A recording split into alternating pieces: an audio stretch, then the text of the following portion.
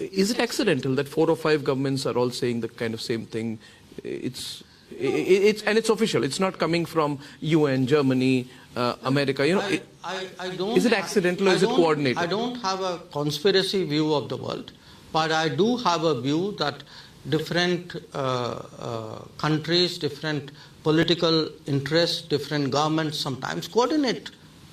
That is a fact. Will it affect the foreign policy of Modi 3.0? I don't think so. No? I don't think so, or it won't. No, absolutely. If all these countries were to put pressure, would it affect our domestic politics or our... What do you mean they're going to put pressure? I mean, is that going to make a difference to our election results? It won't. I mean, do you think anybody in this country wants to be told by some foreign government as to what is right and what is wrong? And if you look at these issues, here is a bottom line. You know, there is a process of, there are legal issues. Okay. In these countries, does the law stop when election starts? So do they expect the law to stop in India? Yeah. So look, I think let's not overdo this. I mean, fine, they said something, we answered them back.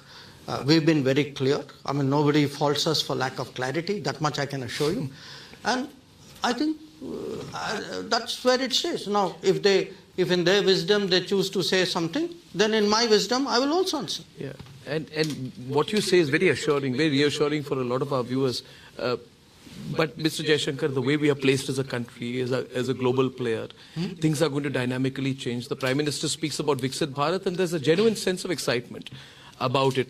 And I must say this. That the way the government handled Ukraine was just, I mean, I've said it once, the Prime Minister was at an event, and I said that history will remember the way we did it. But, the world will not want us to balance different boats. And your answer to that, maybe we are not balancing boats, we are in our own boat.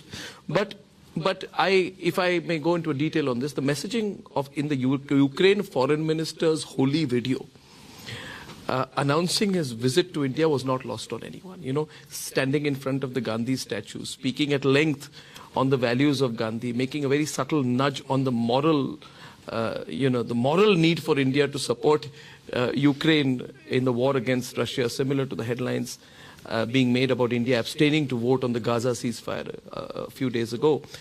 So there are undoubtedly lobbies and lobbies putting pressure on India to take a stand.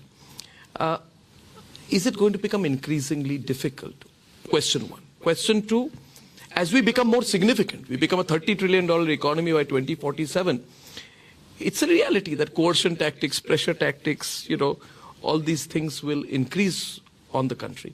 For people who are watching this interview in the context of the general election, they would want to know whether you feel these pressures will increase in the future, and therefore whether you feel whichever government comes into being or is in India over the next 5, 10, 15, 20 years, we'll have to take a little bit of a continuity route on our foreign policy. We all like to say this, that foreign policy is largely an exercise of continuity. Like anything in life, it's partly true and partly not. I can give you examples of continuity. I can give you examples of differences, sometimes sharp differences.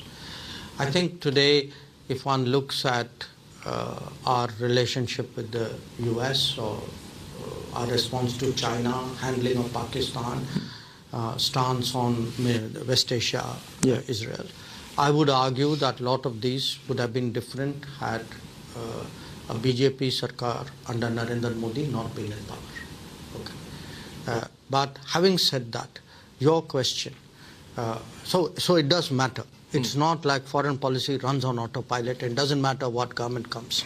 I think it matters very much what government comes. I mean, this government, for example, has a very robust policy on counter-terrorism. It has a strong policy on defending our borders.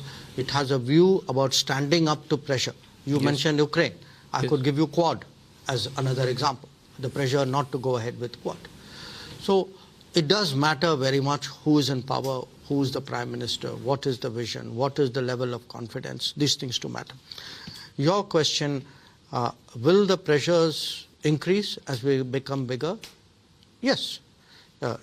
It's natural as any country rises, particularly a big country rises, that there will be others who will, in a sense, some will look askance, some would be uncomfortable, some would downright oppose. We are seeing shades, of course, shades of it.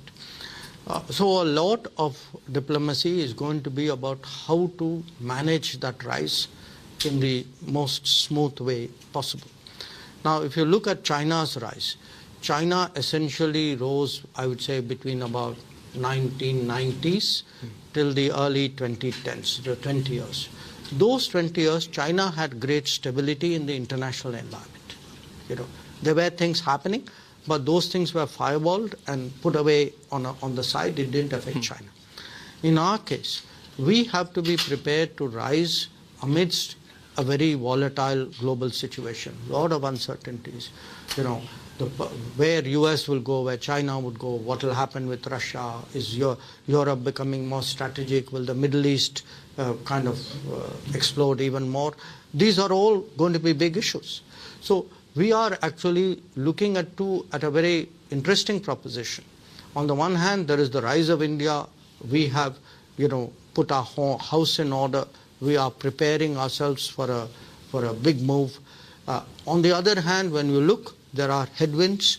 We have to have the experience, the confidence, the wisdom, the understanding to navigate through those headwinds, which is why today it's so important to have a kind of leadership which the people of India will believe can sail the ship of India, navigate through these difficult waters. So it's a weaker central government in India works for India's global competitors, quite clearly. I mean, who would not want to see us outpace them? Yes. To put it more directly, having Narendra Modi as Prime Minister of India is not in the interests of those who may be concerned that we will be outpacing them. Let me put it to you positively. Am I putting it? No, I put it to you this way. Having Narendra Modi continue as the Prime Minister of India is obviously in the interest of India and the people of India, but I think is also very much in the interest of friends of India and those with whom we have converging interests. Because there are a lot of countries who today, they may differ with us. Yes. We discussed some of the Western countries, but by and large, Western countries today want to see India grow.